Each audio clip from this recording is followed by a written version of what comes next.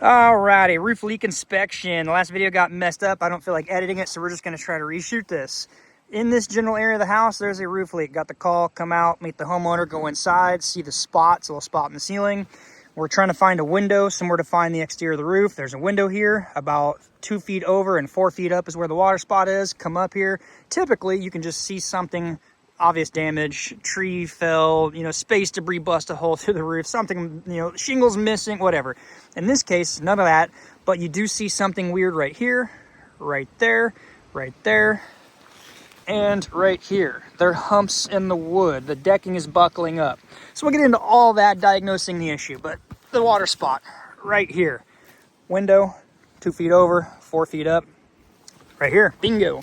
By the way, if you notice something, you're 4 feet up from the bottom edge, and then 4 feet up like clockwork right to the next one. This row, that row, same 4 foot line. It's typically because sheets of wood are 4 foot tall, 8 foot wide.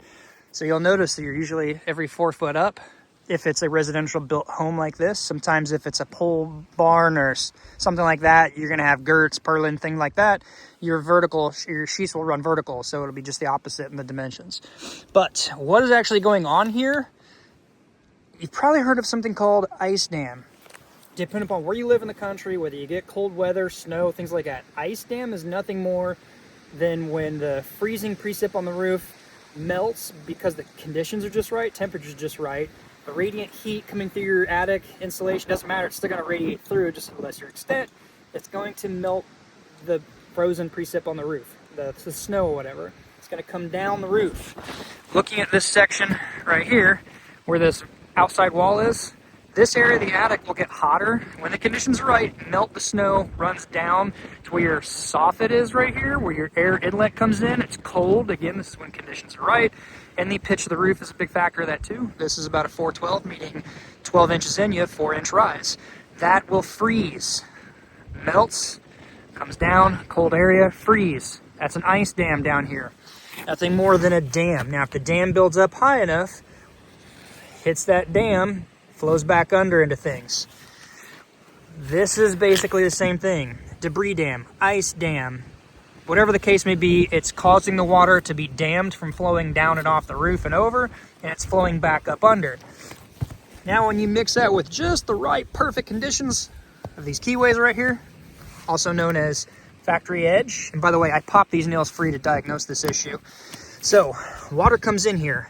Water will always run out off of that and down unless you have a dam, a buckled sheet of wood, an ice dam, something like that. You also see this in valleys, when wooded areas, valley gets covered with debris, water hits the valley, can't flow down, backs up. When you look for a roof leak like this, do you see the dirty water trail right here? That is the evidence, the remnants, the leftover of the water that runs in here. The lower the slope of the roof, the more lateral water movement that will happen. You raise this dam up right here, water comes in, can't flow out over that dam, takes the path of least resistance with gravity's help, pulls down.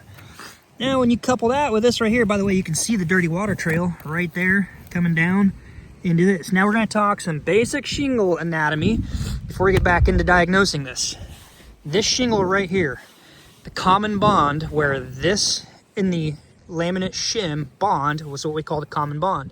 That's typically the area you want to nail the shingle down. That's also the area you're going to see a seal strip on this shingle right here, that tar. That's why when it's fastened here, it sticks there. It doesn't want to blow because the shingle under it, it's stuck to, and that shingle is pinned to the roof deck. You don't want to do it near this keyway. I'm just kind of showing you because it's easy to lift right there. Now, knowing that, the headlap is what we would call this piece under here. It's granule shingle, just like you would see. Water on this comes in here, runs out, hits the dam. There's another part, which truly technically is the headlap. It's the little thin strip that actually goes from this shingle past this part that crosses right up here. And I will show you that right here. Look under here. Try to block the sun without hitting buttons. That's what kept messing the video up a minute ago. I popped this nail right here free so we can lift this up and look up under here. Now look at that. Do you see that pile of water? My finger is dry, right? Nothing on my fingers here. We're gonna reach in here See that sheen, that water? That is water from days back. I'm trying to think when the last time it rained here was, last week sometime. The water gets trapped up under there. If you have the conditions right, you have a dam here, because this is raised up, water comes in here in a heavy flowing rain, can't make it over, runs down. Typically, it will come out on this one, but because the way everything's aligned, the stars align just right for this roof leak here. This is the little strip.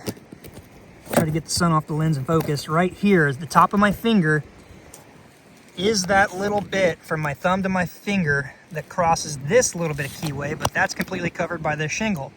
Water's running in laterally, coming in, missing all that.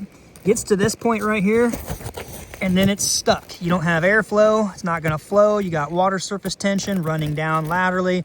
Doesn't take much to find a hole and a penetration. Your paper is your absolute last resort if you have a roof leak or something going on, but I promise you it will, over time, find some hole, some imperfection, and work its way into the house. I am confident the roof is 100% dry. You got moisture in there. Everything is looking perfect for the roof leak to be right here. There's more potential roof leaks above as well. So we're gonna address this in a pinch. We're gonna talk about repairs real quick. And also, by the way, a little side note, since I'm doing a retake of this video for you guys, I had some trouble in the previous video. I don't want to edit it. It just takes a quick second to do this, and the thumbs up button down below, like it, share it, subscribe. If you learn anything valuable here, I do this for free. It takes my time to help you guys for free. Hopefully get some benefit, entertainment, knowledge, sharpen your skills, make more money, become free. Don't be a slave to society. Just give it a quick thumbs up. Now, second half of the video, we're going to talk about some repairs, some temporary emergency patches and things. This isn't anything I did. We're going to talk to homeowner, address some issues here, but for you guys, the homeowner, if you got thunder roaring and you got rain coming in, you don't have time to do the repair, some things you can do to stop this leak until you can do a repair.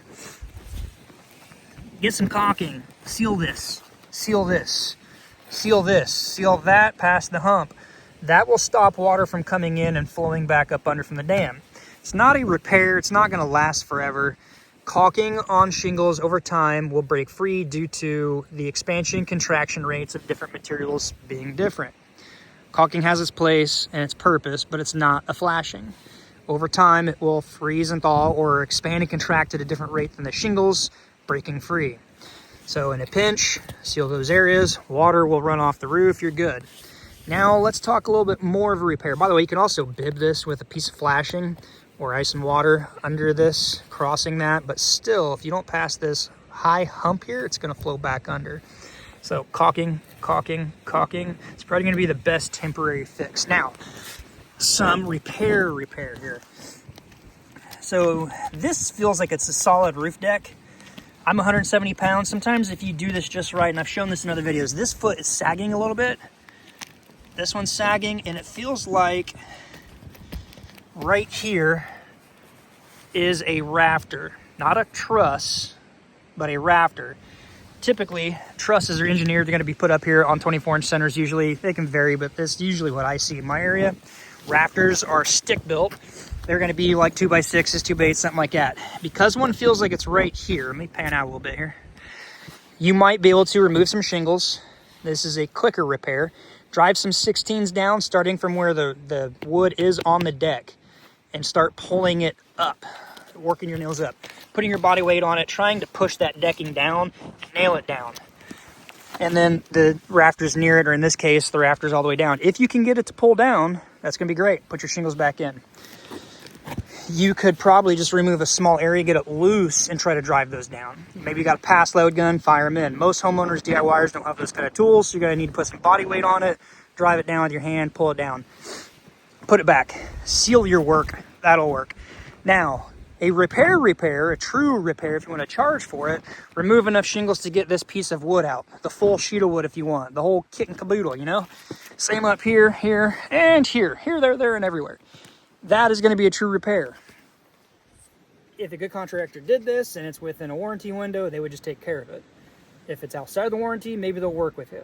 Maybe they'll charge you. If you're a homeowner, you want to do it, that's great too. We're going to try to be quiet, homeowners out. So we're going to actually do this and address this emergency patch right here. I didn't do this work. Then I will talk to the guy that did the job, see if they want to address this. I think it's been like 15 years now, and we'll go that route. So you would just basically repeat the process. All these humps up here. The other thing, why is it the actual root cause of all this? Why is all this happening? My lenses are kind of dirty. Moisture, heat, excessive heat.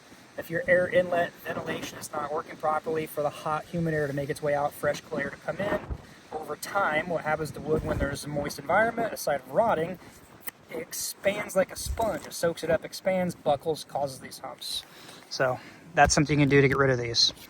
We're almost 11 minutes, guys. I got to get out of here. Appreciate it. If you guys got any benefit out of it, give it a quick thumbs up. I do what I do here to help you guys, help other people. Hopefully leave a little mark when I'm done and retired from this industry. Simple to do. Until next time, be safe. We'll see you then.